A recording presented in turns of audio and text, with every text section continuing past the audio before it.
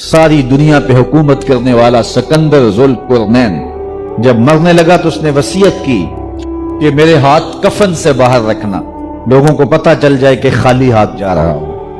पूरी दुनिया पे हुकूमत करने वाला शख्स, इतने बड़े महल्लात में जिंदगी गुजारने वाला, दुनिया के ऊपर फराईने मिस्र के महल्लात उनकी जो है वो दर्द की कहानी सुना रहे, आज उनका निशान भी बाकी नहीं है, कहां गए?